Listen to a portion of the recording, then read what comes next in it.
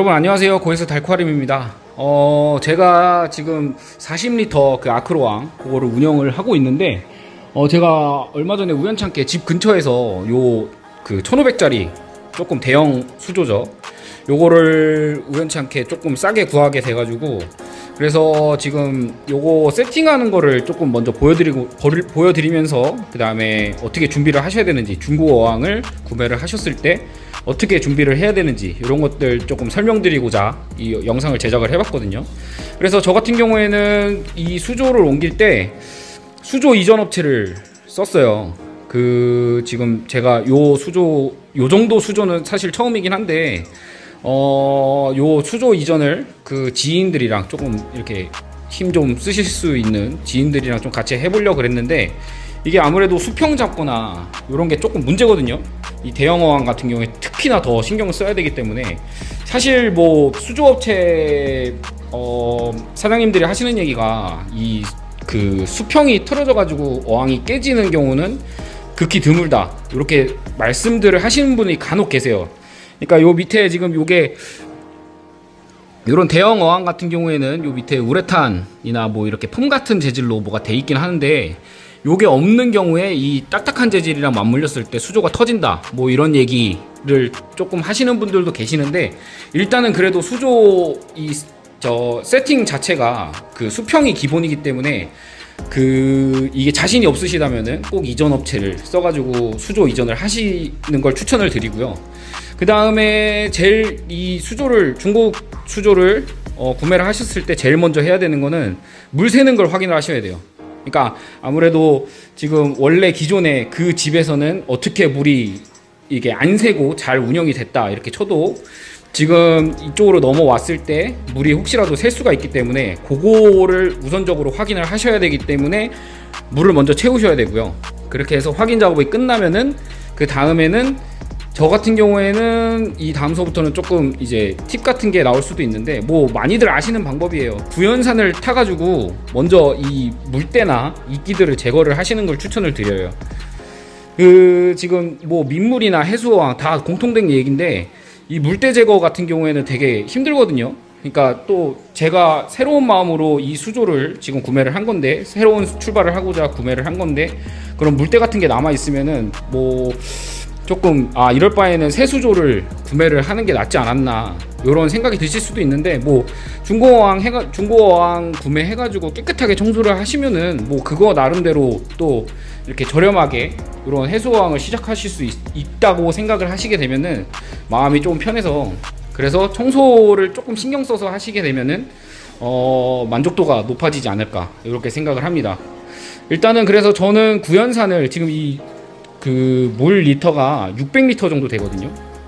수량이 600L 정도 되는데 여기다가 구연산 한 3컵 정도 시중에 판매하는 여기 보시면은 시중에 판매하는 요 구연산 요거를 지금 3컵 정도를 탔어요. 그리고 3일 정도 돌렸는데 돌리고 난 다음에 이렇게 손으로 밀어보면은 지금 어느 정도 제가 지금 청소를 한 거거든요. 근데 손으로 밀면은 이렇게 이끼가 다 밀려 나와요. 이렇게. 그래서 청소가 되게 쉬워집니다. 지금 맨손으로 하시면 안 되고요. 장갑을 꼭 끼셔야 되고 그렇게 해서 이렇게 그 뒷부분 그리고 각종 세척이 필요한 뭐 이끼가 껴있거나 알게가 지금 해수어항 같은 경우에는 알게 같은 게 껴있으면은 보기 안 좋기 때문에 요 세척이 필요한 각종 부품들 이런 것도 같이 넣어서 한 번에 돌리시면은 세척이 가능해지고요. 세척을 좀 쉽게 하실 수가 있고 요런 리턴 출수구 같은 것도 같이 넣어서 하시면은 나중에 뭐 솔질만 조금 하시면은 거의 요 뒷부분은 지금 제가 깨끗하게 밀어가지고 좀 어느 정도 이렇게 반들반들한 면이 나오긴 했는데 요렇게 진행을 하시면은 이 청소하시는데 되게 도움이 됩니다. 그리고 한 가지 더 팁을 드리자면은 기존에 운영하셨던 분이 수위를 어느 정도 운영을 하셨나 이게 사실 이끼 껴있는 거 보면은 다 나오거든요. 어느 정도 운영을 하신지 이끼 뭐 높이가 요 정도다 그러면 요 정도 수위까지 운영하셨던 거기 때문에 청소를 하실 때는 기존에 운영하셨던 그 수위보다 조금 높게 가져가 가지고 이게 물속에 좀 불려야 되거든요. 구연산 물에. 그래서 수위를 조금 높게 가져가시면은 이게 청소가 되게 쉬워집니다. 지금 여기도 기존에 요 정도 선까지 아마 운영을 하셨던 것 같아요. 근데 저는 지금 1cm, 2cm 정도 더 높게 가져가 가지고 이렇게 지금 뭐 물에 불려 놓으면은 손으로도 이렇게 쉽게 밀릴 정도로 청소가 잘 돼요. 마찬가지로 선푸도 마찬가지입니다. 선푸에도 이렇게 청소가 필요한 것들, 뭐 스키머나 이런 것들은 저는 그냥 같이 놓고 이렇게 구연산 물에 담가 놓고 청소를 하는 편인데, 뭐 스키머, 그 다음에 이쪽은 뭐 양말 필터가, 자동 양말 필터가 달려있긴 하지만 리턴 이런 것도 이제 요 청소가 다 끝나면은 분해를 해가지고 이렇게 솔질할 때 되게 잘 밀리거든요. 그래서 물도 더 높게, 기존에 세팅되어 있던 물, 여기도 지금 리턴 칸이, 마지막 리턴 칸이 요 정도 되는데 요것보다 수위를 좀 높게 가져가 가지고 물에 충분히 담겨 있게 이렇게 하시면은 청소가 되게 쉬워집니다. 그래서 1차 작업은 지금 구연산 세척을 지금 진행을 하고 있는 중이고, 요게 끝나면은 수조 상태를 대충 봐가지고, 이게 락스에 하면은 조금 더 깨끗하게 남는 경우가 있긴 있거든요. 깨끗해지는 경우가 있는데, 그거는 이제 판단을 하셔가지고 구연산으로 한번 하고 락스에 하면은 조금 이렇게 저희가 보통 락스 세척을 생각을 하면은 되게 이렇게 미백 그런 효과도 있잖아요. 그래서 이 유리 같은 경우에도, 유리나 아니면은 요런 실리콘 같은 게 되게 조금 깨끗해지거든요.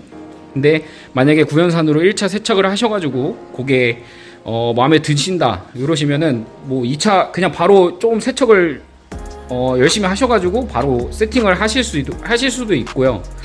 일단은 그래서 저는 지금 솔질이 아직 다 덜 끝나긴 했는데 솔질을 마저 하고 물을 빼가지고 어항 상태를 한번 지켜보도록 하겠습니다.